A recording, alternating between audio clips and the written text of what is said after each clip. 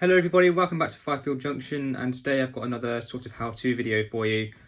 So as you probably know, if you haven't seen the last video, we looked at this beautiful Hornby Class 800 in the very nice LNER Zoomer livery, specifically the Celebrating Scotland one. However, in today's video, I'm going to show you how to fit some basic sound to this model. So it's going to be a fairly simple fitting. It's not going to be anything too serious. We're not going to be upgrading the speaker or anything. We're going to be using a generic speaker that you usually get with a sound decoder, and fitting that because mainly this model isn't going to have this sound decoder forever. It's basically going to be on long-term loan because obviously this model isn't mine, but I've decided to kindly lend my spare Class 800 sound decoder that I have to the amazing friend of mine that owns this model. So that's what we're going to be doing today. Now, the sound decoder in question, it is a Zimmo decoder. It has a little stay alive. Well, I say stay alive. It's just a power pack. It doesn't really act as a proper stay alive, but it does help, I suppose. It's got the U-Choose Class 800 sound file on it, and that's what's going to be going into this model to make it. Well, it's already DCC, but obviously, so we can play some sound from it. Now, it's just going to be this one end that we're going to be fitting it to, and we're not going to bother with the other end. It's just going to be this end. So again, fairly simple.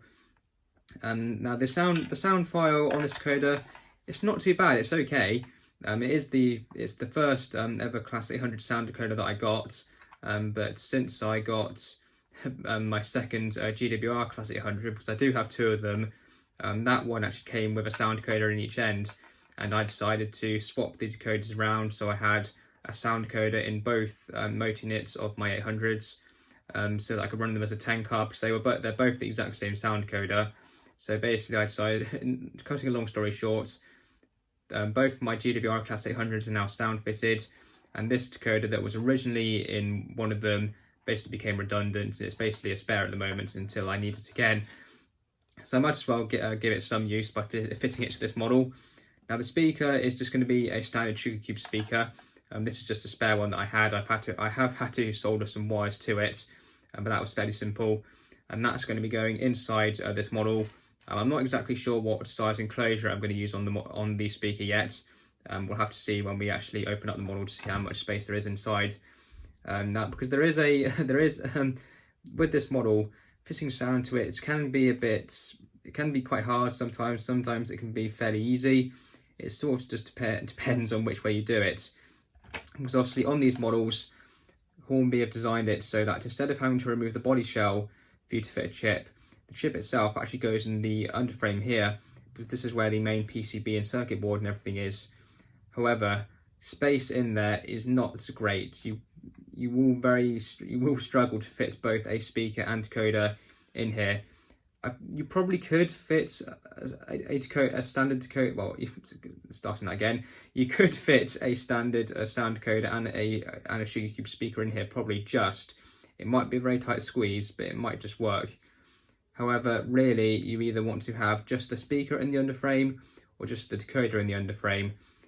We're going to be fitting the speaker inside the body, and the chip is just going to stay inside the underframe along with the stay alive. I find that's probably the easiest way to do it.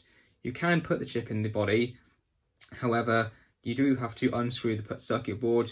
You do have to cut away a little bit of the seating as well to thread it through.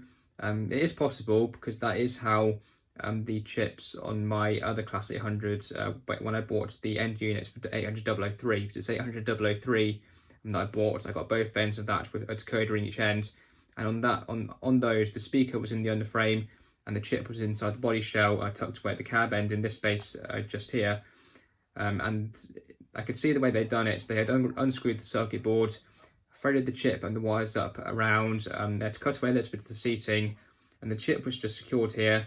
Then all of the relevant wires just basically led back down into the underframe. They weren't damaged or anything, because it all does fit in perfectly. And then the speaker was just in the underframe here as well. However, we're not going to be going that far. I don't really want to be hacking away at the model. We're just going to do the simplest thing. Decoder is going to stay in the underframe, and the speaker will go inside the body shell, and it should work fine. That is how, when I previously had this chip fitted to 800.004, That's how I did it on that model. It wasn't with this speaker, but that is how I did it, and it did sound, and it all worked fine. It all worked fine, and it did sound pretty good. So without wasting any more time, the first thing we actually need to do is we need to get the body shell off the motor unit. Now it can be a bit hard sometimes to get the body shells off these. You just need to have a bit of patience. So you just need to gently pry the body shell away from the chassis. Be very, very careful to not damage anything. There we go, that's that. Go back to the side again and just clip back in place. Just prise that away again if we can, bogey's getting in the way. We do some at the front as well. Oh, come on.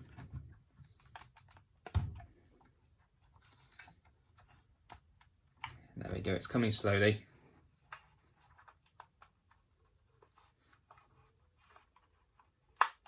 Oh. We're nearly there. As I say, it is a little bit difficult removing the body shells on these. But again, just with a bit of patience, it will come off.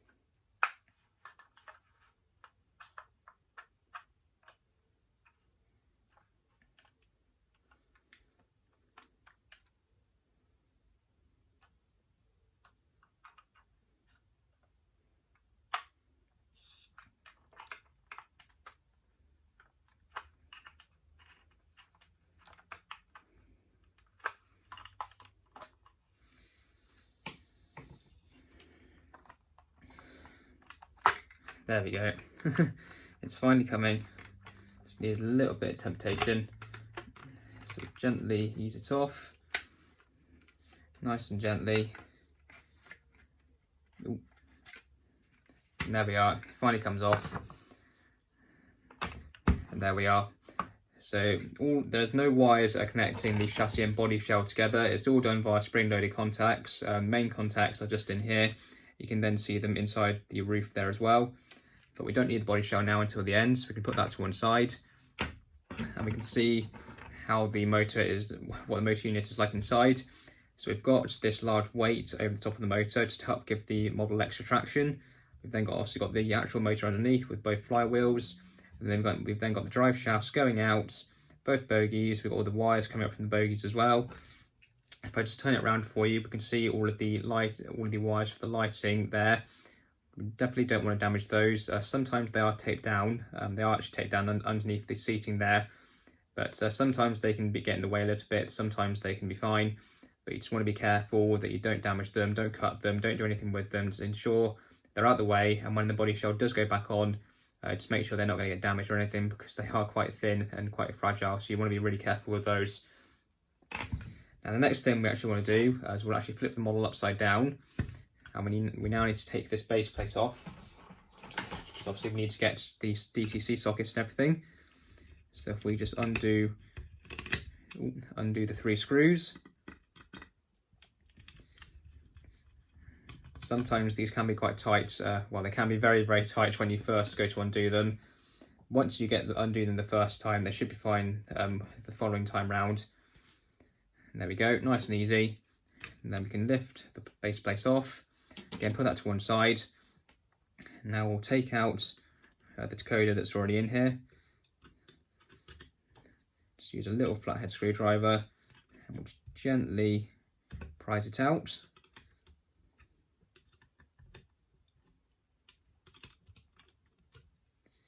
There we are, and we can put that to one side. Now there is plenty of room inside this underframe for the decoder and the Stay Alive. You might just fit the sugar cube in here as well, actually. But one thing it does depend on, basically what size enclosure you use. So I probably could fit it in here, but again, it will be a bit of a squeeze, especially with the Stay Alive and everything as well. Plus, you've got many wires in the way as well. So we will definitely stick the sugar cube inside the body shell. Now to do that, we need to first take out this weight on top, and that's just held in by 2 screws. So if we just undo those, there we go, and undo the other one. There we are, and the weight will come out.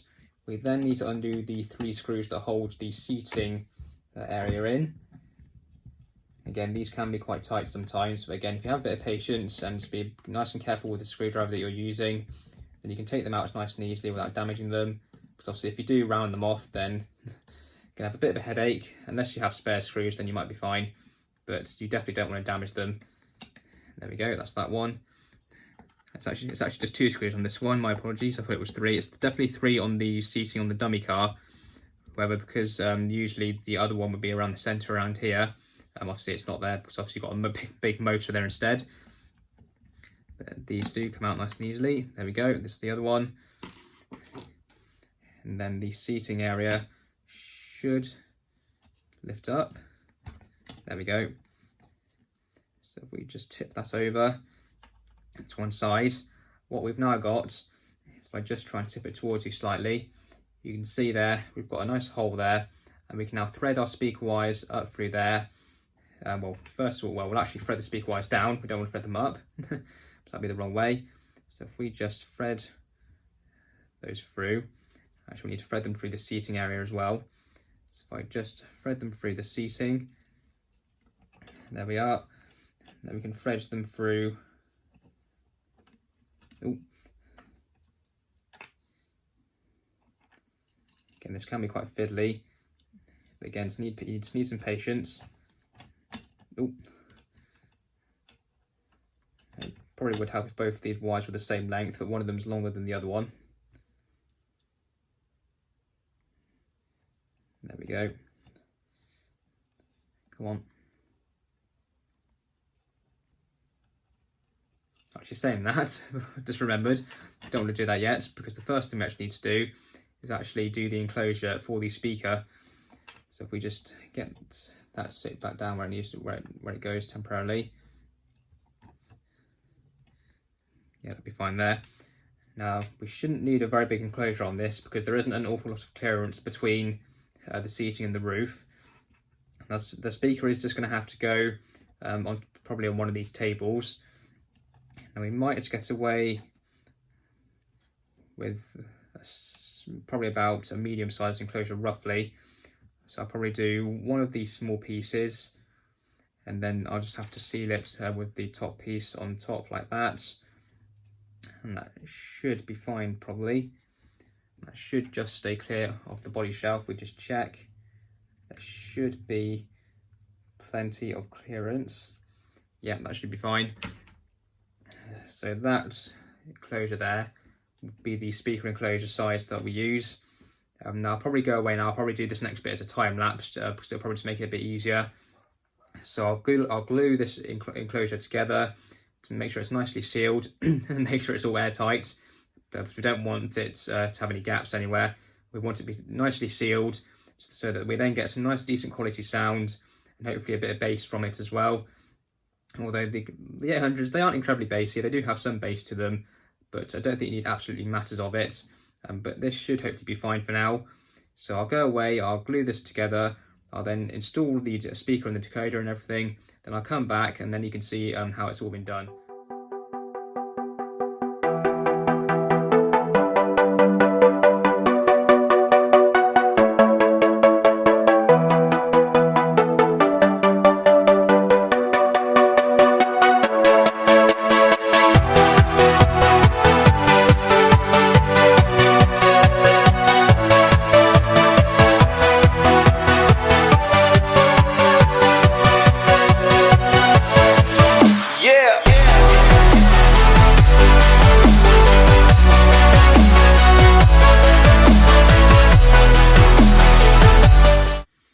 Okay, so here we are, finally. That took longer than I expected, but we're finally here.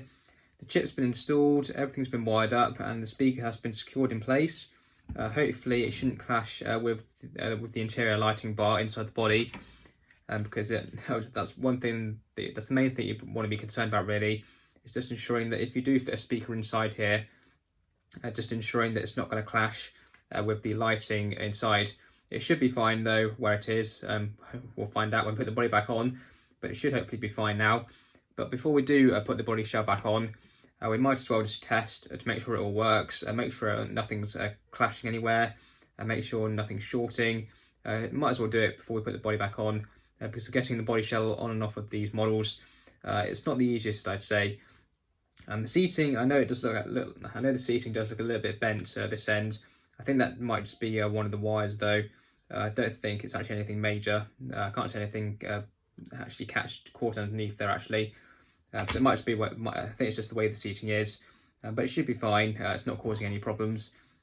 But anyway, let's head over to the layout. We'll get the controller, get the power turned on, and then we'll see if she works and see how she sounds. Okay, so here we are. I've already put the model on, so I thought I might as well. No point in showing how to do that. But she's on. I've got the number selected. I will need to program her before obviously sending her back to the owner, obviously my friend. But for the purpose of testing anyway, we should be fine. So if we just put the lights on, yeah, there we go. Really, really bright and change direction. Yeah, they're all working nicely. So let's give her a bit of a wiggle.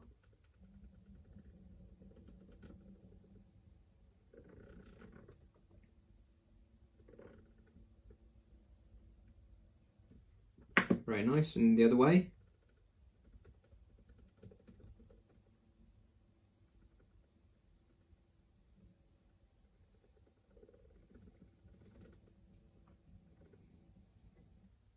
Excellent, really, really smooth. We'll just turn the lights off for the moment to test the sound, because otherwise they're probably going to be a bit distracting. And now this particular decoder, being a Zumo one, one of the features that you can get with these is called active braking. This particular decoder does have that. It's on function 2. All it basically does though is if you activate it on this model, it just basically means that when you decelerate the model, it will decelerate I think twice as fast as the compared to the pre-programmed deceleration value on the decoder itself. And on this model, also when you do that, you also get the classic Class 800 brake squeal sound as well when the model slows down. So I'll try and see if I can. I don't know if I can show you with the sound off, but we'll try. If I just move it back this way a bit, and if I get it going at least rate of speed, if I turn function 2 on, get it going a bit faster, and then get it to stop. Okay, so no, we do have to have the sound running to do that. So I'll show you that later. If I just bring it back towards the camera a bit again. So functions 3 and 4 are horns.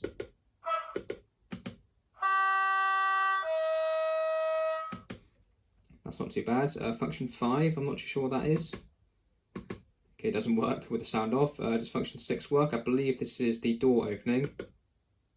Okay, no it doesn't. Function 8 is the door opening. Yes it is.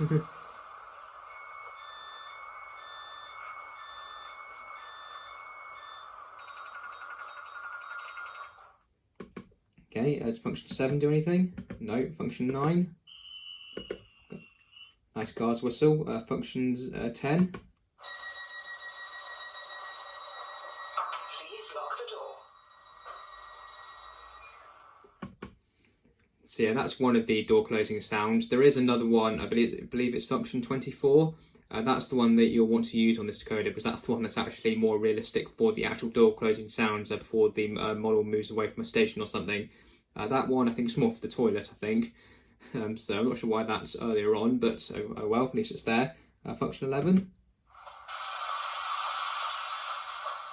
I'm not too sure what that is. Function 12. Nope. That announcement's function 13. 14.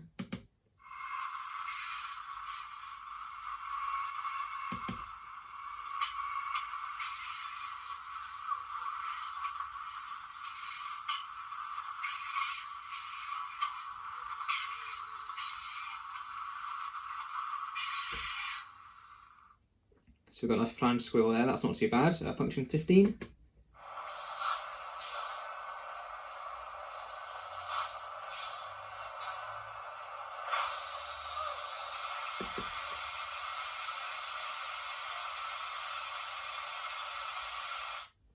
I'm not too sure quite what that is. It sounded like it was windscreen wipers at the start, but I'm not too sure. Function 16, I think it's another horn. No, it's not.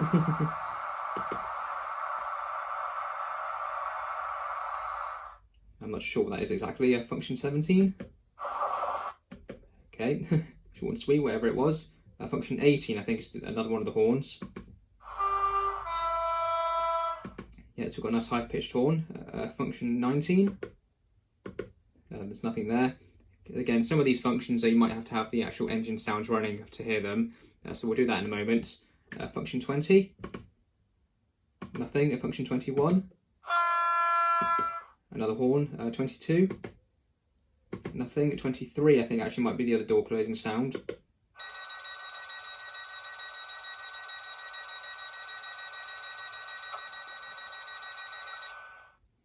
Yeah, that's very, very good. So that's the one that you'll want to use most of the time, I'd say. Function 24.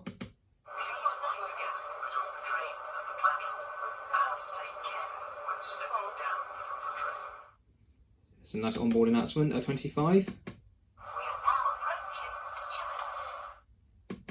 Not too bad. Function 16. 26. Nothing. 27. Okay, no, that's it, I think. So if we press function 1, that'll start up the actual diesel engine sounds. Now I won't play the electric sounds because the electric mode on this sound file is totally useless because it's the sound of the model on electric, but from inside the train. So you can barely hear anything, to be honest. So it's pointless. So if you are going to use this particular decoder with this sound file, you'll want to use it for a model that you're always going to be basically running on diesel mode.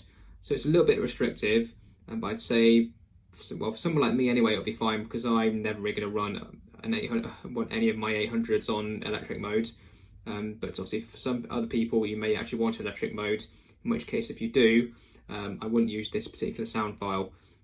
But for diesel, it's not too bad. So if we start up the diesel, there's no actual proper startup, by the way. It's literally just the sound of the electric and then it fades into the diesel.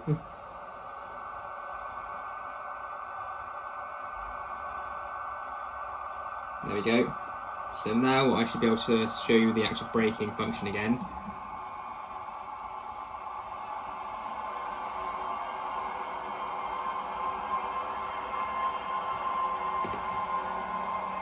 Get a bit of speed. And then stop.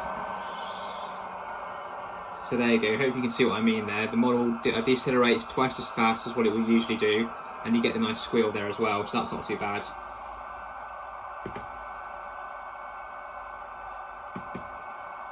But overall, not too bad, I think. So I think we need to get the body shell back on, get the coaches hooked back up to it, and get it running. Okay, we're finally back. God, that was stressful. Getting the body shell back on this thing was not easy. It literally took about 10 to 15 minutes, I think, just trying to get the body shell back on here.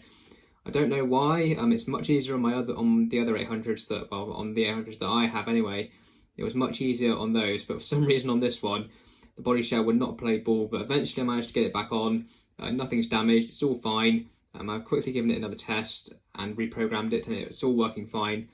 So we should all be good now. So if we just put her lights back on, there we go. Now if we get the engine started,